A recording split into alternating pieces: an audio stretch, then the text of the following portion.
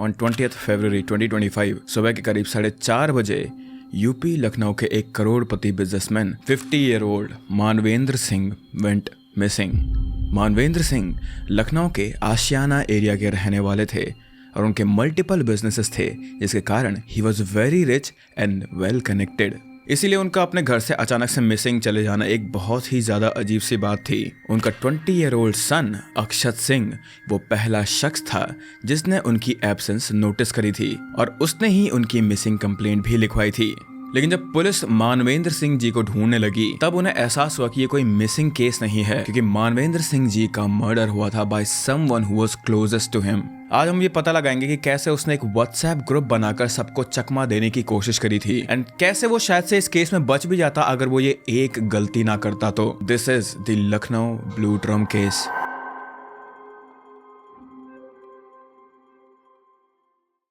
मानवेंद्र सिंह का परिवार लखनऊ के सेक्टर एल में रहता था। उनका एक 3 मंजिला घर था जिसमें वो अपने बच्चों, भाई और दूसरे परिवार वालों के साथ रहते थे। घर का ग्राउंड फ्लोर मोस्टली वेकेंट रहता था, पर मिडिल फ्लोर्स पे मानवेंद्र के भाई और उनकी बीवी रहती थी और फाइनली 3rd फ्लोर पे मानवेंद्र अपने 2 बच्चों 21 ईयर ओल्ड अक्षत प्रताप सिंह और 17 ईयर ओल्ड कृति के साथ रहते थे। You might have notice this कि यहाँ पे मैंने एक बार भी मानवेंद्र की वाइफ का नाम नहीं लिया। ऐसा इसलिए था क्योंकि his wife passed away 9 years ago। अब यहाँ पे उनकी वाइफ की मौत एग्जैक्टली कैसे हुई ये बता पाना बहुत ही ज्यादा मुश्किल है, क्योंकि मानवेंद्र सिंह जी की बहन के अकॉर्डिंग उनकी मौत ब्रेन सर्जरी के कॉम्प्लिकेशंस के कारण हुई थी। 9 मई को खत्म हुई थी। वो कैसे? वो अपने पीजीआई में खत्म हुई थी, मैं भर्ती था। उनके माइंड का ऑपरेशन हुआ था। माइंड का ऑपरेशन हुआ था तो माइंड की कोई नसा से उनकी बड़ी थी तो उसका ऑपरेशन वो मतलब थोड़ा डिस्टर्ब भी हो गई थी, मतलब उस टाइम पे, मतलब माइंड कहते हैं ना आज। ठीक है, तो आप ये परिवार। जबकि कुछ रिपोर्ट्स का ये कहना है कि उन्होंने घर के लड़ाई झगड़ों के कारण खुदकुशी कर ली थी। लेकिन फिर भी चाहे मौत का रीजन जो भी हो, उनके चले जाने के बाद मानवेंद्र ने अपने दोनों बच्चों को अकेला ही पाला था और उन्हें अच्छी परवरिश और एक अच्छी जिंदगी देने की कोशिश करी थी। लाइक आई सेड, मानवेंद्र जी काफी अमीर थे। उनके 3 लिकर स्टोर्स थे और मल्टीपल पैथोलॉजी लैब्स थे जिनसे वो काफी सारे पैसे कमाया करते थे। इसलिए ग्रोइंग अप उन्होंने अक्षत और कृति को कभी किसी चीज की कमी नहीं होने दी थी। पर दूसरी तरफ मानवेंद्र जी का जो ससुराल था वो अपनी बेटी की मौत को लेकर काफी ज्यादा अफेक्टेड थे और उनकी डेथ के लिए उन्होंने हमेशा से मानवेंद्र जी को ही ब्लेम करा था। इसके कारण मानवेंद्र के परिवार और उनके इन-लॉज के बीच बहुत ज्यादा टेंशन थी, काफी ज्यादा फ्रिक्शन था उनके बीच में। सो अक्षत और कृति ने बचपन से ही काफी कुछ सहा था। अपनी मॉम की अनटाइमली डेथ, देन उसके फैमिली मेंबर्स के बीच कांस्टेंट झगड़ा, and they also had to deal with the possibility / allegation कि शायद उनके फादर के कारण ही उनकी मॉम की डेथ हुई थी। One has to imagine this thing कि इतनी छोटी उम्र में जो कुछ भी इन बच्चों ने सुना था और देखा था, उस चीज का इनके मेंटल साइकी पर क्या असर पड़ा होगा। पर मानवेंद्र ने बचपन से ही अपने बच्चों को इन सारी की सारी चीजों से दूर रखने की कोशिश करी थी। ही जस्ट वांटेड कि उनके बच्चे पढ़ लिख लें और जिंदगी में अच्छा करें। इसलिए जब उनके बड़े बेटे अक्षत की स्कूलिंग खत्म हुई तब उन्होंने उसे नीट की प्रिपरेशन करने को कहा था ताकि वो मेडिकल लाइन में घुस सके और फैमिली बिजनेस में उनकी मदद कर सके। अक्षत भी अपने स्कूल डेज से काफी स्टूडियस था और उसके अच्छे मार्क्स आया करते थे। So it was not an unrealistic expectation of his father कि वो नीट का एग्जाम क्रैक कर लेगा। लेकिन अक्षत ने ऐसा नहीं किया क्योंकि उसे नीट में कोई इंटरेस्ट था ही नहीं और उसकी जगह वो बीकॉम की पढ़ाई करने लगा था। अब यहाँ पे शायद से आपको लग सकता है कि जब मानवेंद्र जी इतने ज्यादा अमीर थे, then why did he just not give his business to his son? वो अक्षत को एक टिपिकल रूट लेने पर क्यों मजबूर कर रहे थे? See the thing here was कि जो कुछ भी मानवेंद्र जी ने अपनी जिंदगी में बिल्ड किया था वो उन्होंने अपने दम पर किया था एंड वो ये चाहते थे कि उनकी मेहनत को फॉर ग्रांटेड ना लिया जाए बाय देयर किड्स। इसीलिए वो चाहते थे कि उनके बच्चों को चीजों की वैल्यू की समझ आए एंड उन्हें इस चीज का पता चले कि जिंदगी में कुछ भी ऐसे ही नहीं मिलता है, उसे तुम्हें अर्न करना पड़ता है। इसीलिए वो अक्षत को पॉकेट मनी तक नहीं दिया करते थे। Now this might sound contradicting कि वो अपने बच्चों की सारी इच्छाएं पूरी करा करते थे और उन्हें पैसे नहीं दिया करते थे। तो जो पहले मैंने बोला था कि वो अपने बच्चों को किसी भी चीज की कमी नहीं रहने देते थे, that was related to their lifestyle कि जीने में, खाने में, पढ़ने में वो किसी भी चीज की कमी नहीं रखते थे उन्हें। पर फिर भी वो थोड़ा बहुत उनकी जेबें टाइट रखा करते थे ताकि वो एकदम ही अय्याश ना बन जाएं। इंस्टेड उन्होंने उसे अपने एक लिकर स्टोर में मैनेजर का काम भी दिया था जिसके लिए वो उसे पर मंथ 17,000 रुपीज पे करा करते थे।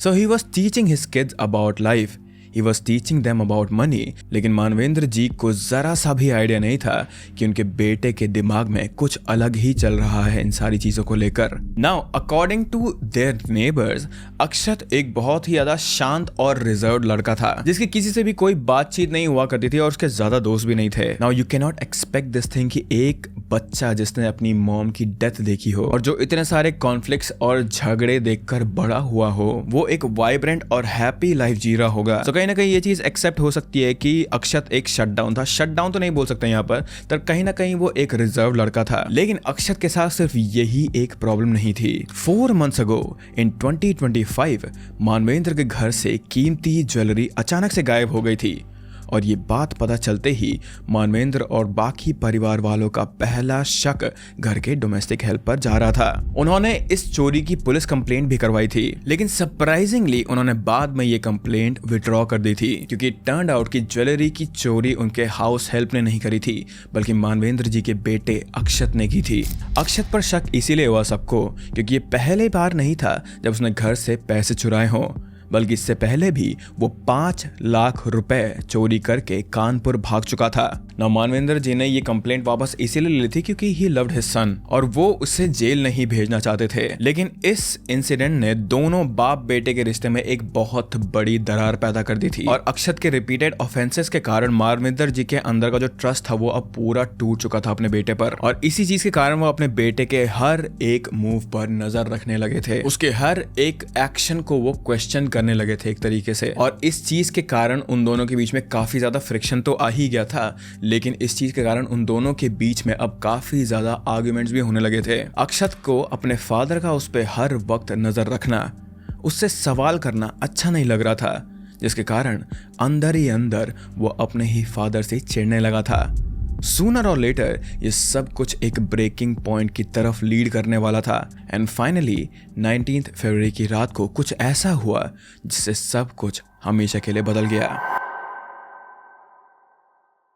नाउ देर शाम को जब मानवेंद्र जी घर वापस लौटे थे तो उन्होंने कुछ नोटिस किया। दरअसल उनके लिकर स्टोर्स लाइसेंस के रिन्यूअल के लिए पेंडिंग थे और इसके लिए उन्होंने घर में 50 लाख रुपए अलग करके रखे थे इन कैश। लेकिन उस दिन जब उन्होंने पैसे गिनने शुरू किए तो उसका एक मेजर हिस्सा मिसिंग था और ये चीज देखते ही उन्हें समझ आ गया था कि ये हरकत किसकी थी and he was obviously very angry. लेकिन अलेजिडली दोनों बाप और बेटे इस वक्त अल्कोहल के इन्फ्लुएंस में थे, जिसके कारण उनके बीच एक बहुत ज्यादा हीटेड आर्गुमेंट हुआ जिसमें मानवेंद्र जी ने अक्षत को थप्पड़ मारा और उसके ऊपर अपनी लाइसेंस्ड राइफल तान दी।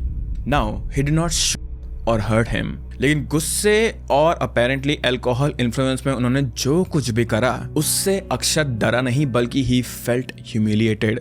इतना सब कुछ होने के बाद अक्षत ने एक बार भी नहीं सोचा कि उसने क्या गलत किया था। इंस्टेड वो बस यही सोचता रहा कि उसके फादर को उसके साथ ऐसा नहीं करना चाहिए था। उसके मन में थोड़ा भी गिल्ट या रिग्रेट नहीं था। Instead he was very angry about it. Now इस चीज के बाद रात हुई, घर में सारे के सारे लोग सो गए एक्सेप्ट अक्षत। वो बार बार बस वही चीज सोच रहा था, बार बार बस उसी आर्गुमेंट के बारे में सोच रहा था और अपने फादर के लिए, अपने डैड, अपने पिता के लिए उसने जो हेट्रेड डेवलप कर ली थी, it was getting the better of him. वो पूरी रात नहीं सोया और इसी दौरान उसने एक ऐसा कदम उठाने का फैसला लिया जो उसे एक नॉर्मल टीनेजर से एक अक्यूज्ड बनाने वाला था। सो ऑन 20 फरवरी सुबह 4:30 बजे अक्षत मानवेंद्र जी के रूम में घुसा जब वो गहरी नींद में सो रहे थे। उसने उनकी राइफल उठाई और अपने ही फादर को पॉइंट ब्लैंक शूट कर दिया उसने, जिससे उनकी वहीं पर मौत हो गई। राइफल चलने की आवाज सुनकर अक्षत की छोटी बहन कृति की नींद खुल गई और वो दौड़ते हुए अपने फादर के रूम पे पहुंची, जहां उसने अपने भाई को राइफल के साथ देखा और अपने फादर के रिमेन्स को भी देखा था। अपनी बहन को देखते ही अक्षत ने उससे कहा कि उससे ये सब कुछ गलती से हो गया था and that he will handle everything। तो कारण रहा होगा अक्षत, आप अपना पक्ष रखना चाहेंगे? कुछ तो बताइए। गलती से हो गया था। हाँ?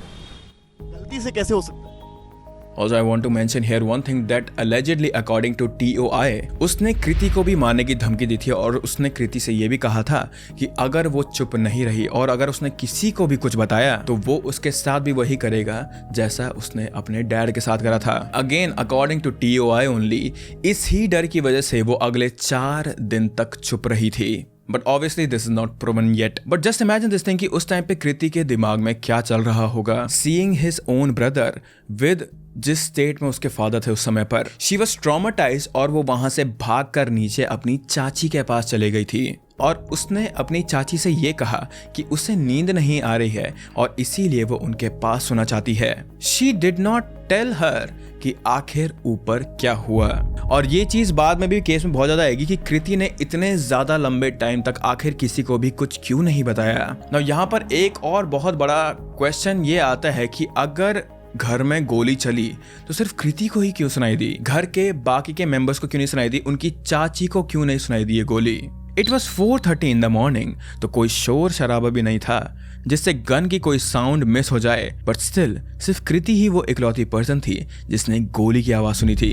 एंड इन क्वेश्चंस का सिलसिला यहाँ पे खत्म नहीं हुआ क्योंकि इसके बाद अक्षत अपने फादर की बॉडी को ड्रैग करके ग्राउंड फ्लोर पर लेकर गया और वहां उसने एक अनऑक्यूपाइड रूम में उनकी बॉडी को बंद कर दिया था। पर मानवेंद्र जी की बॉडी 100 किलो से भी ज्यादा वेट करती थी। सो अक्षत का उससे अकेले 3rd फ्लोर से ग्राउंड फ्लोर पे ले जाना, वो भी बिना किसी को अलर्ट करे, बहुत ही ज्यादा अनलाइकली साउंड करता है। ये सब कुछ करते करते सुबह के 6 बज चुके थे और आसपास के नेबरहुड में चहल पहल शुरू हो गई थी। अक्षत को ये चीज पता थी कि दिन होते होते कोई ना कोई तो उसके फादर को ढूंढने यहाँ पक्का आएगा, because his dad was liked by his neighbourhood so much. उसके डैड का रोज एक रूटीन था कि वो सुबह उठकर अपने नेबरहुड के चक्कर मारा करते थे, लोगों से बातें करा करते थे। सो इस रूटीन को क्योंकि वो आज मिस करने वाले थे तो पक्का कोई ना कोई उन्हें वहां पूछने आने ही वाला था। और इस चीज को काउंटर करने के लिए अक्षत ने पहले से ही एक स्टोरी सोच रखी थी। अपने नेबर्स को और बाकी को लोगों को भी अक्षत ने यह बताया कि मानवेंद्र जी, उसके डैड, सुबह से ही किसी काम के सिलसिले में दिल्ली चले गए थे और वो दोपहर तक वापस लौटेंगे। So this was the alibi जो उसने थोड़ा टाइम बाय करने के लिए बनाया था ताकि वो अपने फादर के इंसिडेंट को कवर अप कर सके। दोपहर में ऑब्वियसली मानवेंद्र जी वापस नहीं आए और तब तक अक्षत के प्लान का अगला फेज ऑलरेडी शुरू हो चुका था। उसने ऑनलाइन शॉपिंग सर्विसेज से नाइफ्स ऑर्डर किए और लोकल मार्केट से एक ब्लू ड्रम और 100 खरीदा था उसने। नौ पुलिस के अकॉर्डिंग जब बॉडी ड्रम में फिट नहीं हुई तो अक्षत ने उसे अलग अलग पार्ट में डिवाइड किया और फिर एक एक करके उसने उन्हें ड्रम में रख दिया था। फिर उसने बाकी बॉडी पार्ट्स, कपड़ों को, बेडशीट्स को कार की बूट में डाला और 21 किलोमीटर दूर ड्राइव करके गया वो उन्हें डिस्पोज करने के लिए। अक्षत ने अपने फादर की राइफल को दफना दिया था, बॉडी पार्ट्स को जंगल में डंप कर दिया था और कपड़े और बेडशीट्स को जला दिया था ताकि कोई भी एविडेंस ना बचे। सो इवन दो अक्षत ने अपनी सिस्टर को ये कहा कि ये सब कुछ उसने गलती से कर दिया है, इट वाज क्लियरली अ लाई या फिर ऑब्वियसली अ लाई, क्योंकि ये सब कुछ, ये सारे के सारे स्टेप्स गलती से नहीं हो सकते हैं। और तो और उसने एक व्हाट्सएप ग्रुप भी बनाया जिसमें उसके फ्रेंड्स एंड फैमिली वाले मौजूद थे। इस ग्रुप का नाम था पापा लौट आओ एंड इट वॉज हेयर, जहां उसने सबको इन्फॉर्म किया कि उसके फादर नहीं मिल रहे हैं। इसके बाद उसने पुलिस में ऑफिशियल मिसिंग कंप्लेंट भी फाइल करवाई and he completely immerse himself in the role of a concerned son looking for his father. In fact वो अपनी बहन को भी फोर्स कर रहा था टू एक्ट नॉर्मल और उस वक्त उसके 11th के एग्जाम्स भी चल रहे थे जिसके कारण she was going to school, पर वहाँ भी उसे नॉर्मल एक्ट करना पड़ रहा था क्योंकि उसके भाई ने उससे ये चीज़ करने को कहा था। On the other hand evidence destroy करने के बाद अक्षत ने मानवेंद्र जी की वॉल्स को दोबारा से पेंट किया और इस तरीके से उसने क्राइम के सारे एविडेंस को मिटा दिया था एक्सेप्ट द टॉर्सो जो कि ब्लू ड्रम के अंदर सील्ड था। ऑन 21 फरवरी मानवेंद्र जी का कोई पता नहीं चल रहा था, पर फैमिली मेंबर्स ने पुलिस में मिसिंग कंप्लेंट करा दी थी, जिसके बाद पुलिस इन्वेस्टिगेशन में लग गई थी। पुलिस ने जब रूटीन इन्वेस्टिगेशन के तहत मानवेंद्र जी के कॉल डिटेल्स रिकॉर्ड और मोबाइल लोकेशन को ट्रेस किया तो पहला पर्दा फाश हुआ था। यहाँ पर मानवेंद्र जी के 3 मोबाइल फोन्स थे और तीनों मोबाइल फोन्स अचानक एक साथ स्विच ऑफ हो गए थे। सबसे बड़ा झूठ तब पकड़ा गया जब पुलिस ने देखा कि फोन की आखिरी लोकेशन लखनऊ ही दिखा रही थी, which directly contradicted the story जो अक्षत ने सबको बताई थी। इस टेक्निकल एविडेंस के मिलते ही जो इन्वेस्टिगेशन का कोर्स था वो चेंज हो गया था और पुलिस का पूरा शक सीधा अक्षत पर आकर टिक चुका था। ये शक और भी ज्यादा गहरा हो गया जब उसकी बुआ की स्टेटमेंट सामने आई। उन्होंने पुलिस को बताया कि पिछले कुछ दिनों से अक्षत का बिहेवियर काफी अजीब था और वो फैमिली की कार की बूट को जोर से स्क्रब करके साफ कर रहा था। 23 फरवरी को पुलिस ने अक्षत को हिरासत में ले लिया था और उसकी स्ट्रिक्ट इंटरोगेशन शुरू हुई। नाउ यहाँ पे एक बहुत ही ज्यादा अजीब सी चीज होती है और इसी चीज की वजह से ना क्लियर आंसर नहीं है इस केस में। जो कुछ भी स्टेटमेंट शुरुआत में अक्षत ने दी थी वो उससे पुलिस को गुमराह करने की कोशिश कर रहा था। पहले उसने एक कहानी बनाई कि उसके फादर ने सुसाइड कर लिया है, लेकिन जब पुलिस ने थोड़ी और सख्ती दिखाई और उससे क्रॉस क्वेश्चन करा तब उसने अपनी स्टेटमेंट बदल दी और कहा कि उसके पिता ने उस पर राइफल तान दी थी और सेल्फ डिफेंस में उसके हाथों गोली चल गई।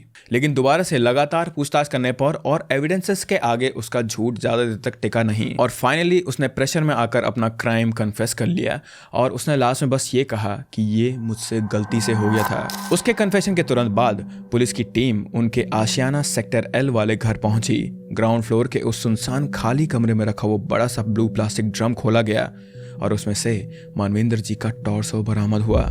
उसके बाद अक्षत के बताने पर पुलिस ने करीब 21 किलोमीटर दूर सदरुना के जंगल और नहर के पास बुशेस में फेंके हुए बॉडी पार्ट्स और तो और हेड को भी रिकवर करा, जो कि कुछ ही दूरी पर जली हुई बेडशीट की राख और कचरे में फेंकी गई आरी और चाकू के बीच मिल गए थे। ये सब कुछ देखकर यकीन कर पाना मुश्किल हो रहा था कि एक पढ़े लिखे और अच्छे घर से आने वाले लड़के ने अपने फादर के साथ ऐसा कुछ करा हो। लेकिन ये सब कुछ देखकर पुलिस को इस बात का यकीन हो गया था कि यहाँ पर कल्प्रिट अक्षत ही है और इस पूरे वक्त व्हाट्सएप ग्रुप से लेके जो भी उसने अपने स्टेटमेंट दिए थे वहां तक भी वो बस नाटक ही कर रहा था और उसने बैक एंड में सारे के सारे एविडेंसेस डिस्ट्रॉय करने की कोशिश करी थी। लेकिन उसके पकड़े जाने के बाद भी पुलिस के सवाल यहाँ पर कम नहीं हुए and I am pretty sure कि आपके मन में भी बहुत सारे सवाल आ रहे होंगे और मेरे मन में भी एक सवाल है और वो ये है कि इतना ज्यादा अमीर होने के बावजूद भी अक्षत आखिर चोरी क्यों कर रहा था। Now according to some reports neighbours का कहना था कि अक्षत अपनी लग्जरी लाइफस्टाइल फंड करने के लिए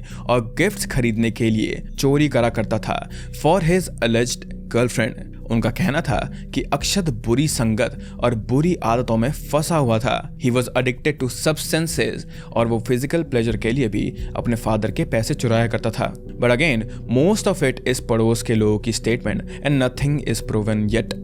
ना यहाँ पे मैं तुम्हें जो कुछ भी बताने वाला हूँ वो नेबर्स की गॉसिप्स ही हैं, लेकिन मानवेंद्र जी भी अपने बेटे की गर्लफ्रेंड के बारे में और उसकी आदतों के बारे में जान चुके थे, जिसके कारण उन दोनों के बीच में टेंशन और भी ज्यादा बढ़ चुकी थी। लेकिन still does not tell us कि अक्षत का एग्जैक्ट मोटिव आखिर था क्या। What did he think will happen after doing this thing. क्या सच में हीट ऑफ द मोमेंट में हुई गलती थी या फिर इसके पीछे और कुछ भी था। जब ये केस पहली बार न्यूज में आया था तब क्राइम का रीजन बताया जा रहा था कि सिंस मानवेंद्र जी ने अक्षत को नीट एग्जाम क्लियर करने के लिए फोर्स किया था तो उसने प्रेशर में आकर अपने ही फादर को मार दिया था। लेकिन दिस वाज नॉट ट्रू, क्योंकि अक्षत की बुआ ने अपनी स्टेटमेंट में बताया था कि मानवेंद्र ने कभी भी अक्षत को किसी भी चीज के लिए फोर्स नहीं किया था। वो तो ये तक कहते थे according to his sister only कि अगर नीट नहीं भी हुआ तो भी कोई बात नहीं, वो उसको फिर भी सपोर्ट करेंगे और वो उसे एक अच्छे प्राइवेट कॉलेज में पढ़ाएंगे। एंड अगेन ये चीज मानवेंद्र जी की सिस्टर सरला ने बाद में डिनाई कर दी थी पूरा का पूरा ये नीट वाला चीज। अभी रीसेंट रिपोर्ट्स के अकॉर्डिंग ये बात सामने आई कि अक्षत और मानवेंद्र के बीच में बिजनेस को लेकर डिस्प्यूट्स थे। Like I said earlier, Manvendra चाहते थे कि उनके बच्चे चीज़ों की वैल्यू समझे और उन्हें अर्न करें। दैट वाज द रीजन कि वो चाहते थे कि अक्षत पढ़ाई करे और फिर फैमिली के बिजनेस में घुसे। लेकिन अक्षत को ये सारे हर्डल्स क्रॉस नहीं करने थे और वो चाहता था कि उसे बिजनेस का सीधा पूरा एक्सेस मिल जाए, जो कि उसके फादर के आइडियोलॉजी के बिल्कुल ही अगेंस्ट था। इट वाज नॉट लाइक कि मानवेंद्र जी अपने बेटे को बिजनेस का हिस्सा नहीं देना चाहते थे, लेकिन अक्षत को समय से पहले ही अपने फादर के बिजनेस पर कंट्रोल चाहिए था। This combined with all the incidents जो उन दोनों बाप बेटे के बीच में हुए थे led to the crime of Manvendra Singh ji.